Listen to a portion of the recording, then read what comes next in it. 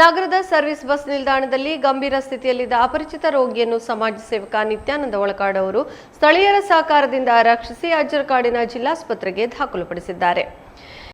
ರೋಗಿಯು ದಾಖಲುಪಡಿಸುವಾಗ ಹೆಸರು ಮಂಜು, 38 ವರ್ಷ, ರಾಣೆಬೆನ್ನೂರಿನ ನಿವಾಸಿ ಎಂದು ವಿಳಾಸ ನೀಡಿದ್ದು, ಸಂಬಂಧಿಕರು ಉಡುಪಿ ಜಿಲ್ಲಾಸ್ಪತ್ರೆಯನ್ನು ಸಂಪರ್ಕಿಸಲು ಸೂಚಿಸಲಾಗಿದೆ.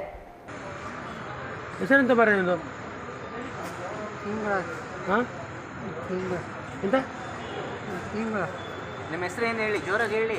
ಮಂಜು. ಮಂಜು ಮಂಜು ಎಲ್ಲಿ ಊರು ಯಾವುದು? ರಾಣೆಬೆನ್ನೂರು. ಯಾವಾಗ ಬಂದದ್ದು ಇಲ್ಲಿಗೆ? ಬಂದೀಗ ಒಂದು 15 ದಿವಸ. ಮತ್ತೆ ಎಲ್ಲಿದ್ದೀರಿ?